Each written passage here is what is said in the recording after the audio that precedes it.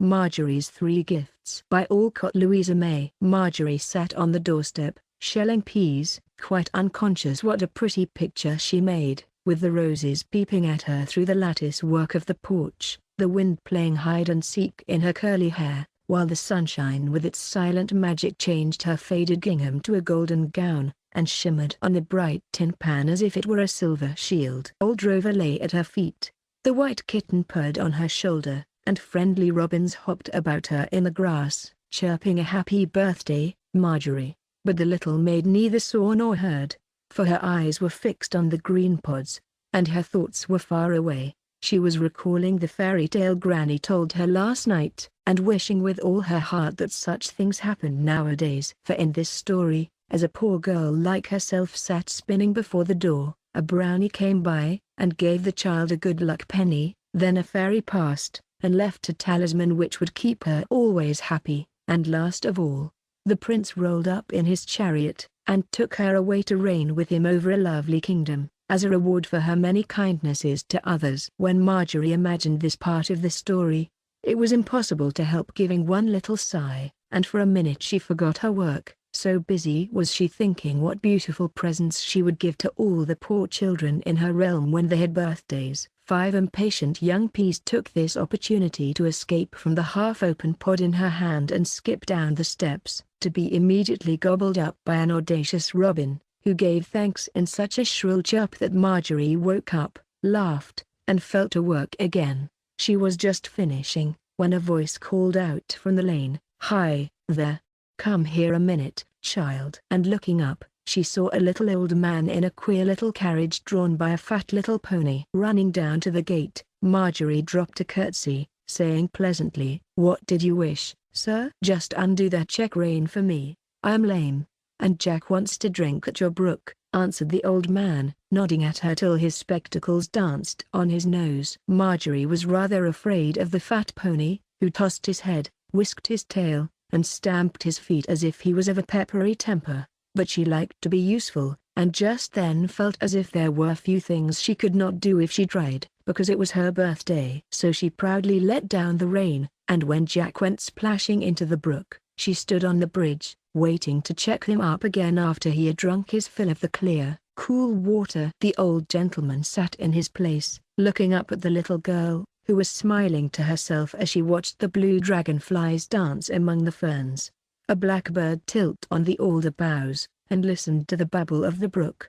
"How old are you, child?" asked the old man, as if he rather envied this rosy creature her youth and health. 12 today, sir," and Marjorie stood up straight and tall, as if mindful of her years. "Had any presents?" asked the old man, peering up with an odd smile. "One, sir, here it is," and she pulled out of her pocket a tin savings bank in the shape of a desirable family mansion, painted red, with a green door and black chimney. Proudly displaying it on the rude railing of the bridge, she added, with a happy face, "Granny gave it to me, and all the money in it is going to be mine." "How much have you got?" asked the old gentleman, who appeared to like to sit there in the middle of the brook, while Jack bathed his feet and leisurely gurgled and sneezed. "Not a penny yet, but I'm going to earn some," answered Marjorie, patting the little bank with an air of resolution pretty to see. "How will you do it?" continued the inquisitive old man. "Oh, I'm going to pick berries and dig dandelions, and weed, and drive cows, and do chores. It is vacation, and I can work all the time, and earn ever so much, but vacation is playtime. How about that?" "Why, that sort of work is play, and I get bits of fun all along. I always have a good swing when I go for the cows, and pick flowers with the dandelions. Weeding isn't so nice, but berrying is very pleasant, and we have good times all together." "What shall you do with your money when you get it?" "Oh, lots of things. Buy books and clothes for school, and, if I get a great deal, give some to Granny." "I'd love to do that, for she takes care of me, and I'd be so proud to help her." "Good little lass," said the old gentleman, as he put his hand in his pocket. "Would you now?" he added, apparently addressing himself to a large frog who sat upon a stone, looking so wise and grandfatherly that it really did seem quite proper to consult him. At all events, he gave his opinion in the most decided manner, for, with a loud croak, he turned an undignified somersault into the brook, splashing up the water at a great rate. Well, perhaps it wouldn't be best on the whole. Industry is a good teacher, and money cannot buy happiness, as I know to my sorrow. The old gentleman still seemed to be talking to the frog, and as he spoke he took his hand out of his pocket with less in it than he had at first intended. What a very queer person, thought Marjorie, for she had not heard a word, and wondered what he was thinking about down there. Jack walked out of the brook just then, and she ran to check him up. Not an easy task for little hands, as he preferred to nibble the grass on the bank, but she did it cleverly, smoothed the ruffled mane, and, dropping another curtsy, stood aside to let the little carriage pass. "Thank you, child, thank you. Here is something for your bank, and good luck to it." As he spoke, the old man laid a bright gold dollar in her hand, patted the rosy cheek, and vanished in a cloud of dust, leaving Marjorie so astonished at the grandeur of the gift, that she stood looking at it as if it had been a fortune. It was to her, and visions of pink calico gowns, new grammars, and fresh hat ribbons danced through her head in delightful confusion, as her eyes rested on the shining coin in her palm. Then, with a solemn air, she invested her first money by popping it down the chimney of the Scarlet Mansion, and peeping in with one eye to see if it landed safely on the ground floor. This done, she took a long breath, and looked over the railing, to be sure it was not all a dream. No, the wheel marks were still there, the brown water was not yet clear, and, if a witness was needed, there sat the big frog again, looking so like the old gentleman, with his bottle green coat, speckled trousers, and twinkling eyes, that Marjorie burst out laughing, and clapped her hands, saying aloud, "I'll play he was the brownie, and this is the good luck penny he gave me. Oh, what fun!"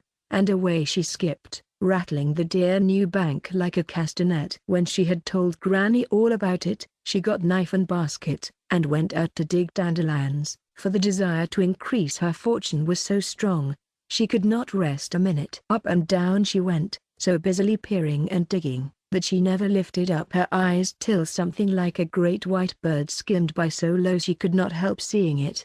A pleasant laugh sounded behind her as she started up, and, looking round, she nearly sat down again in sheer surprise, for there close by was a slender little lady, comfortably established under a big umbrella. "If there were any fairies, I'd be sure that was one," thought Marjorie, staring with all her might, for her mind was still full of the old story, and curious things do happen on birthdays, as everyone knows. It really did seem rather elfish to look up suddenly and see a lovely lady all in white, with shining hair and a wand in her hand, sitting under what looked very like a large yellow mushroom in the middle of a meadow, where, till now, nothing but cows and grasshoppers had been seen.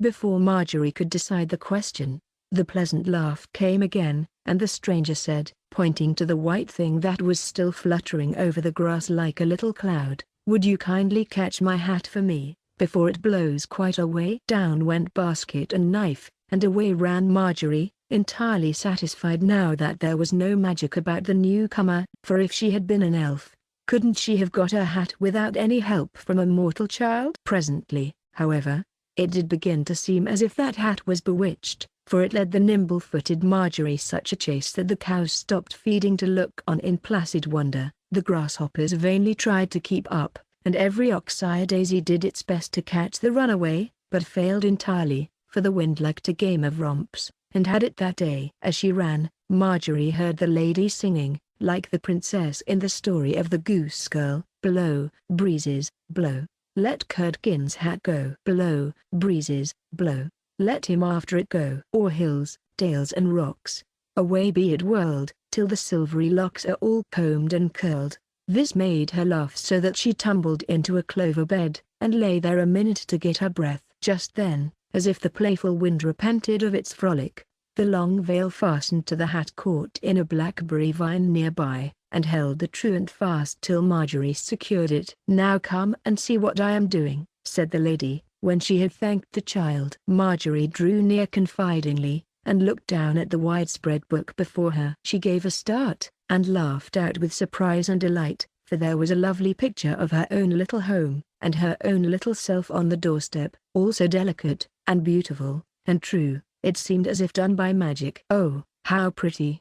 There is Rover," and Kitty and the robins, and me. How could you ever do it, Mom? Said Marjorie, with a wondering glance at the long paintbrush, which had wrought what seemed a miracle to her childish eyes. I'll show you presently, but tell me, first, if it looks quite right and natural to you. Children sometimes spy out faults that no one else can see, answered the lady, evidently pleased with the artless praise her work received. It looks just like our house, only more beautiful. Perhaps that is because I know how shabby it really is. That moss looks lovely on the shingles, but the roof leaks. The porch is broken, only the roses hide the place, and my gown is all faded, though it once was as bright as you have made it. I wish the house and everything would stay pretty forever, as they will in the picture. While Marjorie spoke, the lady had been adding more color to the sketch, and when she looked up, something warmer and brighter than sunshine shone in her face, as she said, so cheerily, it was like a bird's song to hear her, "It can't be summer always, dear, but we can make fair weather for ourselves if we try. The moss, the roses, and soft shadows show the little house and the little girl at their best, and that is what we all should do, for it is amazing how lovely common things become if one only knows how to look at them." "I wish I did," said Marjorie, half to herself, remembering how often she was discontented, and how hard it was to get on, sometimes. "So do I," said the lady, in her happy voice. "Just believe that there is a sunny side to everything, and try to find it, and you will be surprised to see how bright the world will seem, and how cheerful you will be able to keep your little self. I guess Granny has found that out, for she never frets." "I do, but I'm going to stop it, because I'm 12 today, and that is too old for such things," said Marjorie, recollecting the good resolutions she had made that morning when she woke. "I am twice 12, and not entirely cured yet, but I try, and don't mean to wear blue spectacles if I can help it," answered the lady, laughing so blithely that Marjorie was sure she would not have to try much longer. "Birthdays were made for presents, and I should like to give you one. Would it please you to have this little picture?" she added, lifting it out of the book. "Truly my own?" "Oh, yes, indeed," cried Marjorie, coloring with pleasure, for she had never owned so beautiful a thing before. "Then you shall have it, dear. Hang it where you can see it often, and when you look, remember that it is the sunny side of home, and help to keep it so." Marjorie had nothing but a kiss to offer by way of thanks, as the lovely sketch was put into her hand, but the giver seemed quite satisfied, for it was a very grateful little kiss. Then the child took up her basket and went away, not dancing and singing now, but slowly and silently, for this gift made her thoughtful as well as glad. As she climbed the wall, she looked back to nod goodbye to the pretty lady, but the meadow was empty, and all she saw was the grass blowing in the wind. "Now, dearie, run out and play, for birthdays come but once a year, and we must make them as merry as we can," said Granny, as she settled herself for her afternoon nap.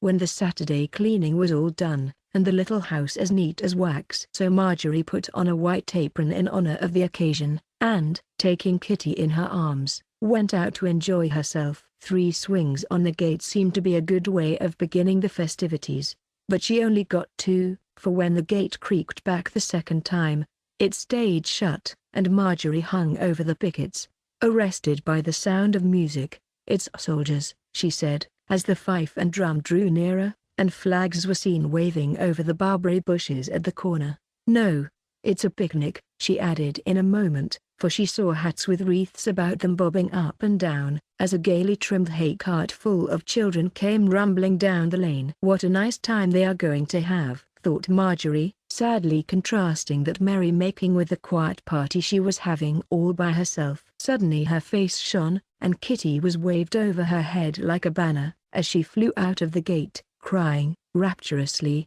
"It's Billy.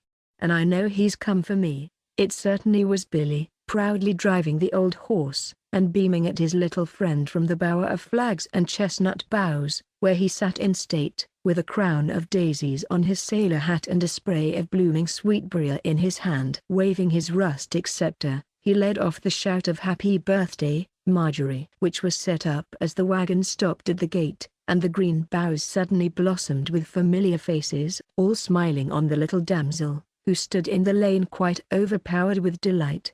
"It's a Preze's party," cried one small lad, tumbling out behind. "We are going up the mountain to have fun," added the chorus of voices, as a dozen hands beckoned wildly. "We got it up on purpose for you, so tie your hat and come away," said a pretty girl, leaning down to kiss Marjorie, who had dropped Kitty, and stood ready for any splendid enterprise. A word to Granny, and away went the happy child, sitting up beside Billy, under the flags that waved over a happier load than any royal chariot ever bore. It would be vain to try and tell all the plays and pleasures of happy children on a Saturday afternoon, but we may briefly say that Marjorie found a mossy stone all ready for her throne, and Billy crowned her with a garland like his own. That a fine banquet was spread, and eaten with a relish many a Lord Mayor's feast has lacked. Then how the whole court danced and played together afterward. The lords climbed trees and turned somersaults.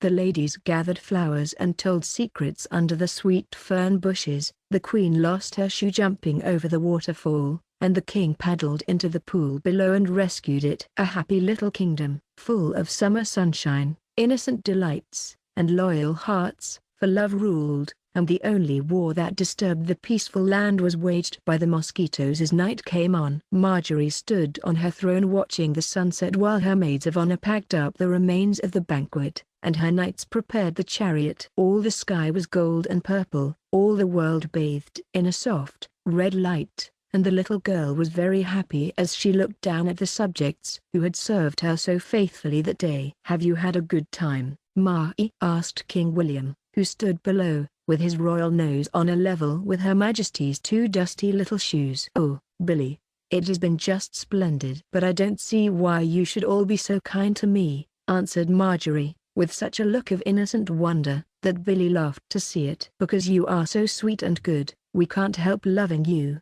That's why," he said, as if this simple fact was reason enough. "I'm going to be the best girl that ever was, and love everybody in the world," cried the child, stretching out her arms as if ready, in the fullness of her happy heart, to embrace all creation. "Don't turn into an angel and fly away just yet, but come home, or Granny will never lend you to us anymore." With that, Billy jumped her down, and away they ran, to ride gaily back through the twilight, singing like a flock of nightingales. As she went to bed that night, Marjorie looked at the red bank, the pretty picture, and the daisy crown, saying to herself, "It has been a very nice birthday, and I am something like the girl in the story, after all, for the old man gave me a good luck penny, the kind lady told me how to keep happy, and Billy came for me like the prince. The girl didn't go back to the poor house again, but I'm glad I did, for my granny isn't a cross one, and my little home is the dearest in the world." Then she tied her nightcap, said her prayers, and fell asleep. But the moon, looking in to kiss the blooming face upon the pillow, knew that 3 good spirits had come to help little Marjorie from that day forth, and their names were Industry, Cheerfulness, and Love. Roses and forget-me-nots.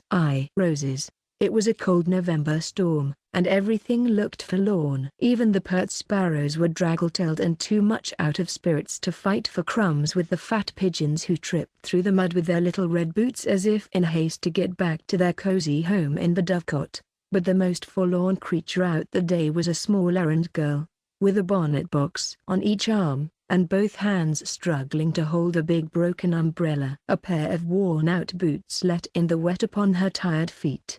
A thin cotton dress and an old shawl poorly protected her from the storm, and a faded hood covered her head. The face that looked out from this hood was too pale and anxious for one so young, and when a sudden gust turned the old umbrella inside out with a crash, despair fell upon poor Lizzie, and she was so miserable she could have sat down in the rain and cried. But there was no time for tears, so, dragging the dilapidated umbrella along, she spread her shawl over the bonnet boxes and hurried down the broad street, eager to hide her misfortunes from a pretty young girl who stood at a window laughing at her. She could not find the number of the house where one of the fine hats was to be left, and after hunting all down one side of the street, she crossed over, and came at last to the very house where the pretty girl lived.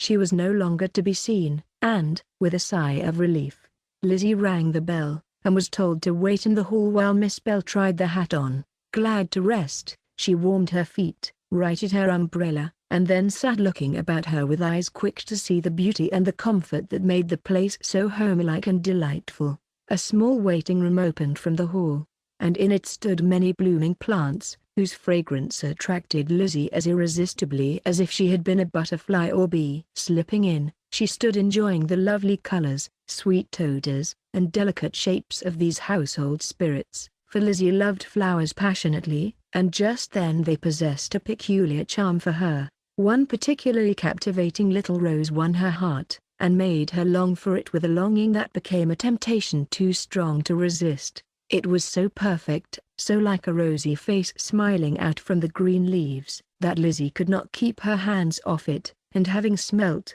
touched, and kissed it, she suddenly broke the stem and hid it in her pocket. Then, frightened at what she had done, she crept back to her place in the hall, and sat there, burdened with remorse. A servant came just then to lead her upstairs, for Miss Bell wished the hat altered, and must give directions, with her heart in a flutter, and pinker roses in her cheeks than the one in her pocket. Lizzie followed to a handsome room, where a pretty girl stood before a long mirror with the hat in her hand. "Tell Madame Tiffany that I don't like it at all, for she hasn't put in the blue plume Mama ordered, and I won't have rosebuds, they are so common," said the young lady, in a dissatisfied tone, as she twirled the hat about. "Yes, miss," was all Lizzie could say, for she considered that hat the loveliest thing a girl could possibly own. "You had better ask your mamma about it, Miss Bell, before you give any orders. She will be up in a few moments, and the girl can wait," put in a maid,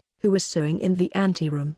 "I suppose I must, but I won't have roses," answered Belle, crossly. Then she glanced at Lizzie, and said more gently, "You look very cold. Come and sit by the fire while you wait. I'm afraid I'll wet the pretty rug." "Miss, my feet are sopping," said Lizzie, gratefully, but timidly. "So they are. Why didn't you wear rubber boots?" "I haven't got any." "I'll give you mine, then, for I hate them, and as I never go out in wet weather, they are of no earthly use to me. Marie, bring them here. I shall be glad to get rid of them, and I'm sure they'll be useful to you." "Oh, thank you, miss. I'd like 'em ever so much, for I'm out in the rain half the time, and get bad colds because my boots are rolled," said Lizzie, smiling brightly at the thought of the welcome gift.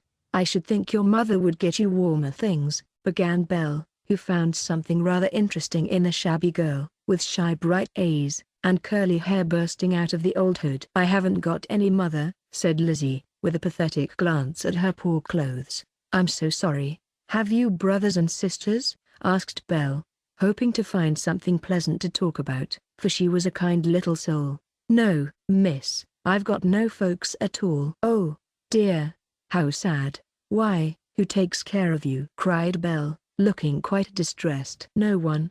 I take care of myself. I work for Madam, and she pays me $1 a week. I stay with Mrs. Brown, and chaw around to pay for my keep. My dollar don't get many clothes, so I can't be as neat as I'd like." And the forlorn look came back to poor Lizzie's face. Belle said nothing, but sat among the sofa cushions, where she had thrown herself, looking soberly at this other girl, no older than she was, who took care of herself and was all alone in the world. It was a new idea to Belle, who was loved and petted as an only child is apt to be. She often saw beggars and pitied them, but knew very little about their wants and lives, so it was like turning a new page in her happy life to be brought so near to poverty as this chance meeting with the milliner's girl. "Aren't you afraid and lonely and unhappy?" she said, slowly, trying to understand and put herself in Lizzie's place. "Yes, but it's no use. I can't help it, and maybe things will get better by and by, and I'll have my wish,"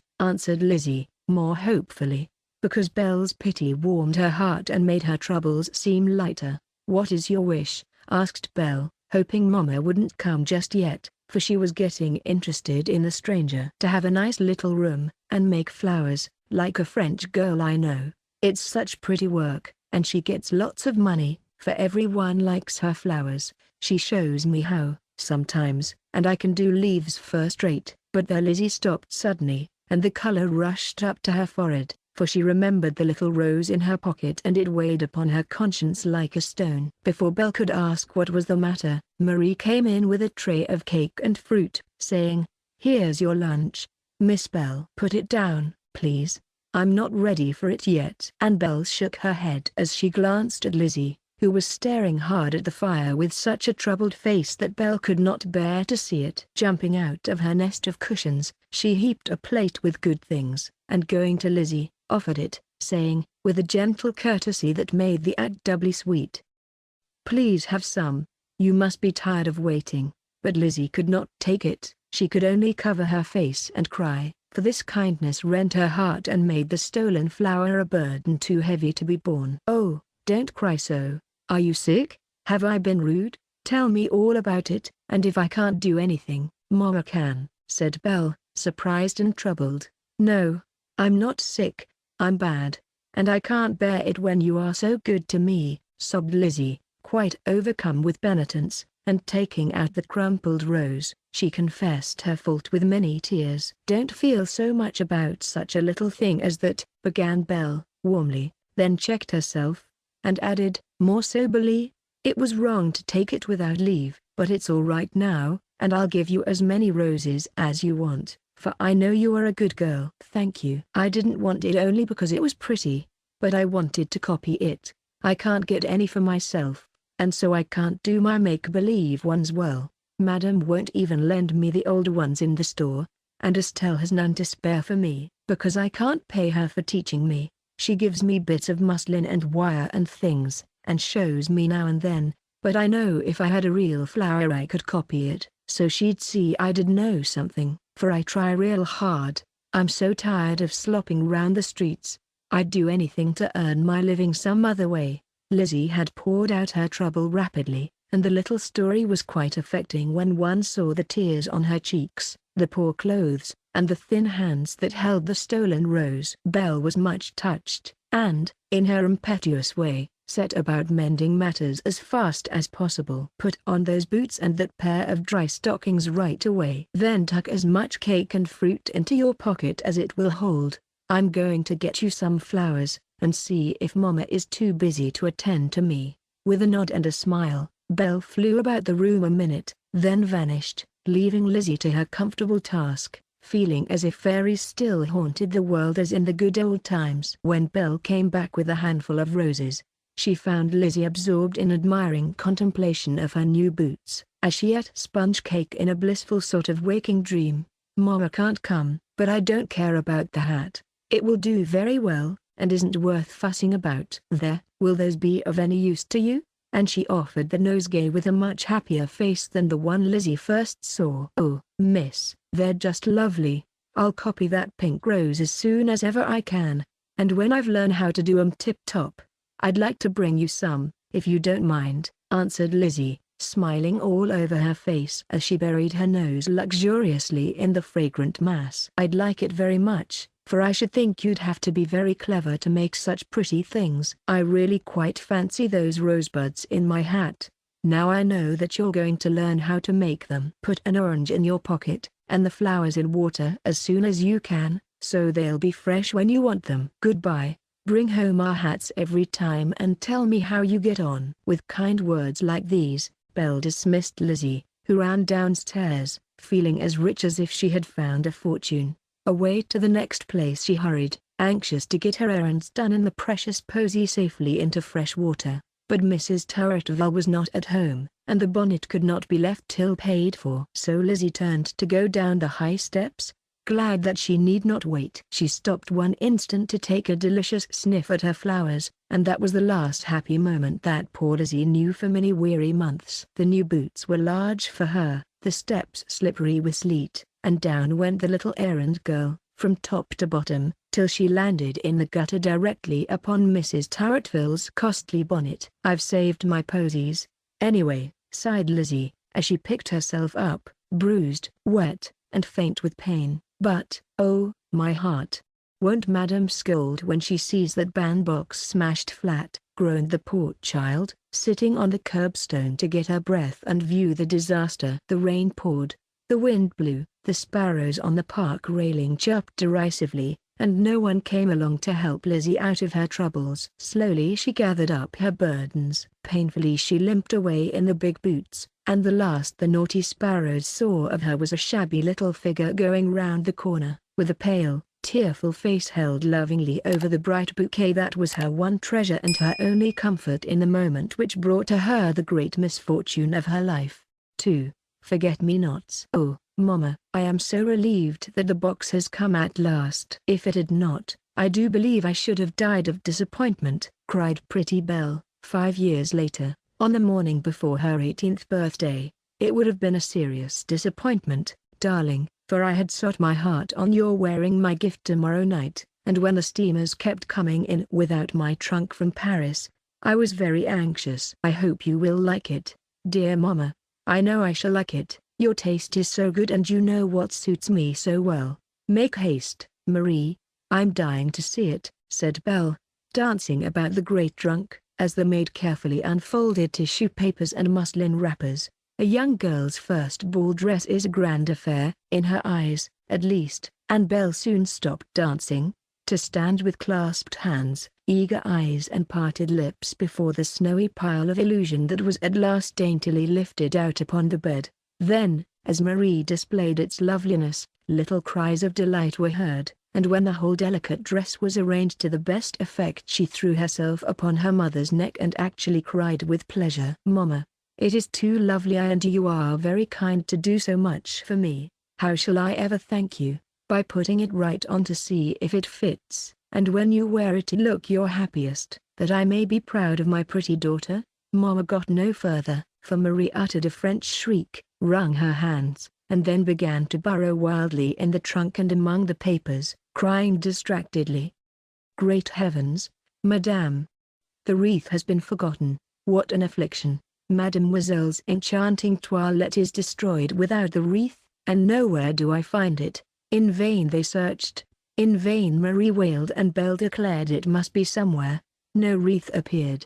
It was duly set down in the bill, and a fine sum charged for a headdress to match the dainty forget-me-nots that looped the fleecy skirts and ornamented the bosom of the dress. It had evidently been forgotten, and Mama dispatched Marie at once to try and match the flowers, for Belle would not hear of any other decoration for her beautiful blonde hair. The dress fitted to a charm, and was pronounced by all beholders the loveliest thing ever seen. Nothing was wanted but the wreath to make it quite perfect, and when Marie returned, after a long search, with no forget-me-nots, Belle was in despair. Where natural ones, suggested a sympathizing friend, but another hunt among greenhouses was as fruitless as that among the milliners' rooms. No forget-me-nots could be found, and Marie fell exhausted into a chair, desolated at what she felt to be an awful calamity. Let me have the carriage, and I'll ransack the city till I find some, cried Belle, growing more resolute with each failure. Mamma was deep in preparations for the ball,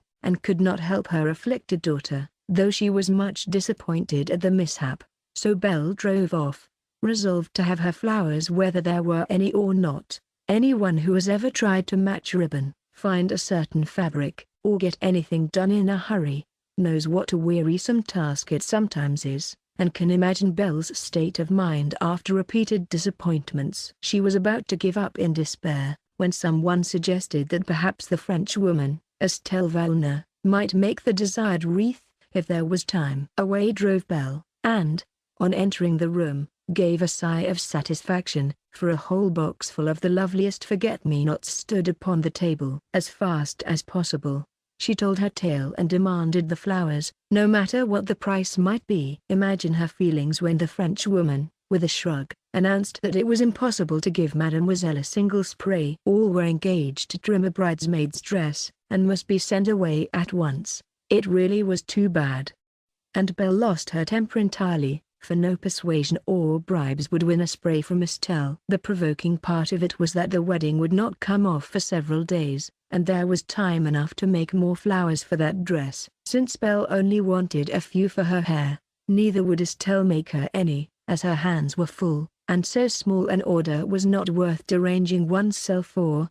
But observing Belle's sorrowful face, she said, affably, "Mademoiselle may, perhaps, find the flowers she desires at Miss Burton's. She has been helping me with these garlands, and may have some left. Here is her address." Belle took the card with thanks, and hurried away with a last hope faintly stirring in her girlish heart, for Belle had an unusually ardent wish to look her best at this party, since somebody was to be there, and somebody considered forget-me-nots the sweetest flowers in the world. Mama knew this, and the kiss Belle gave her when the dress came had a more tender meaning than gratified vanity or daughterly love. Up many stairs she climbed, and came at last to a little room, very poor but very neat, where, at the one window, sat a young girl, with crutches by her side and her lap full of flower leaves and petals. She rose slowly as Belle came in, and then stood looking at her, with such a wistful expression in her shy, bright eyes, that Belle's anxious face cleared involuntarily,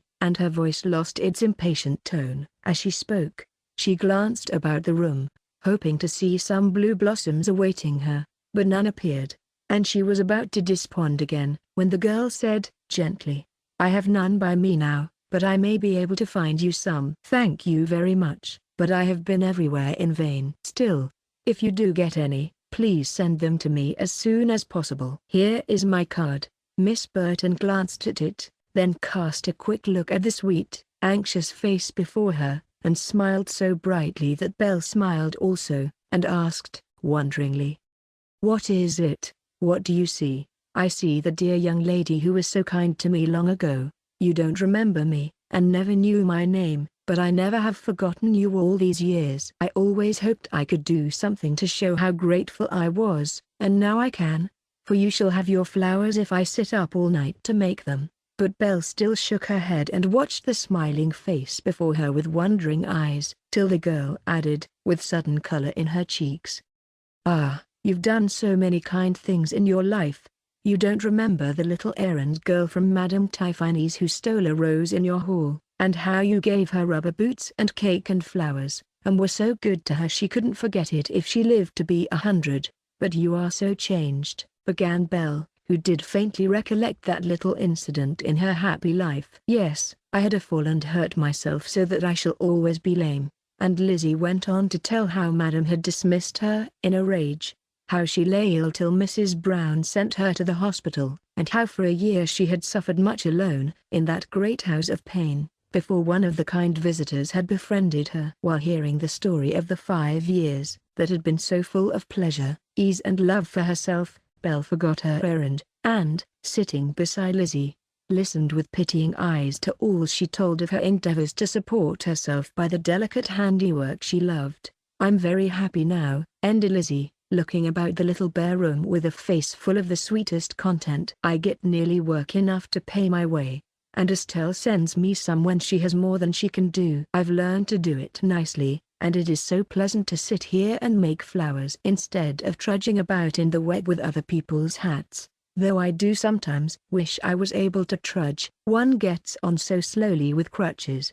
A little sigh followed the words, and Belle put her own plump hand on the delicate one that held the crutch, saying, in her cordial young voice, "I'll come and take you to drive sometimes, for you are too pale, and you'll get ill sitting here at work day after day. Please let me. I'd love to, for I feel so idle and wicked when I see busy people like you that I reproach myself for neglecting my duty and having more than my share of happiness." Lizzie thanked her with a look, and then said, in a tone of interest that was delightful to hear, "Tell about the wreath you want. I should so love to do it for you, if I can." Belle had forgotten all about it in listening to this sad little story of a girl's life. Now she felt half ashamed to talk of so frivolous a matter till she remembered that it would help Lizzie, and, resolving to pay for it as never garland was paid for before, she entered upon the subject with renewed interest. "You shall have the flowers in time for your ball tomorrow night. I will engage to make a wreath that will please you, only it may take longer than I think. Don't be troubled if I don't send it till evening. It will surely come in time. I can work fast, and this will be the happiest job I ever did," said Lizzie, beginning to lay out mysterious little tools and bend delicate wires. "You are altogether too grateful for the little I have done. It makes me feel ashamed to think I did not find you out before and do something better worth thanks." "Ah, it wasn't the boots or the cake or the roses, dear Miss Belle. It was the kind looks, the gentle words, the way it was done, that went right to my heart, and did me more good than 1,000,000 of money. I never stole a pin after that day, for the little rose wouldn't let me forget how you forgave me so sweetly. I sometimes think it kept me from greater temptations, for I was a poor, forlorn child, with no one to keep me good." Pretty Belle looked prettier than ever as she listened, and a bright tear stood in either eye like a drop of dew on a blue flower. It touched her very much to learn that her little act of childish charity had been so sweet and helpful to this lonely girl, and now lived so freshly in her grateful memory. It showed her, suddenly, how precious little deeds of love and sympathy are, how strong to bless, how easy to perform, how comfortable to recall. Her heart was very full and tender just then, and the lesson sunk deep into it, never to be forgotten. She sat a long time watching flowers bud and blossom under Lizzie's skillful fingers, and then hurried home to tell all her glad news to Mamma. If the next day had not been full of most delightfully exciting events, Belle might have felt some anxiety about the wreath, for hour after hour went by and nothing arrived from Lizzie. Evening came, and all was ready. Belle was dressed, and looked so lovely that Mamma declared she needed nothing more, but Marie insisted that the grand effect would be ruined without the garland among the sunshiny hair. Belle had time now to be anxious, and waited with growing impatience for the finishing touch to her charming toilette. "I must be downstairs to receive, and can't wait another moment, so put in the blue pompon and let me go," she said at last, with a sigh of disappointment, for the desire to look beautiful that night in somebody's eyes had increased fourfold. With a tragic gesture, Marie was about to adjust the pompon when the quick tap of a crutch came down the hall, and Lizzie hurried in, flushed and breathless, but smiling happily as she uncovered the box she carried with a look of proud satisfaction. A general ah of admiration arose as Belle, Mamma, and Marie surveyed the lovely wreath that lay before them, and when it was carefully arranged on the bright head that was to wear it, Belle blushed with pleasure. Mamma said, "It is more beautiful than any Paris could have sent us," and Marie clasped her hands theatrically, sighing, with her head on one side. "Truly, yes, Mademoiselle is now adorable. I am so glad you like it. I did my very best and worked all night, but I had to beg one spray from Estelle, or, with all my haste, I could not have finished in time," said Lizzie, refreshing her weary eyes with a long, affectionate gaze at the pretty figure before her. A fold of the airy skirt was caught on one of the blue clusters, and Lizzie knelt down to arrange it as she spoke. Belle leaned toward her and said softly, "Money alone can't pay you for this kindness, so tell me how I can best serve you. This is the happiest night of my life, and I want to make everyone feel glad also." "Then don't talk of paying me, but promise that I may make the flowers you wear on your wedding day," whispered Lizzie, kissing the kind hand held out to help her eyes, for on it she saw a brilliant ring, and in the blooming, blushing face bent over her she read the tender little story that somebody had told Belle that day. "So you shall. And I'll keep this wreath all my life for your sake, dear," answered Belle, as her full heart bubbled over with pitying affection for the poor girl who would never make a bridal garland for herself. Belle kept her word, even when she was in a happy home of her own, for out of the dead roses bloomed a friendship that brightened Lizzie's life, and long after the blue garland was faded Belle remembered the helpful little lesson that taught her to read the faces poverty touches with a pathetic eloquence, which says to those who look, "Forget me not."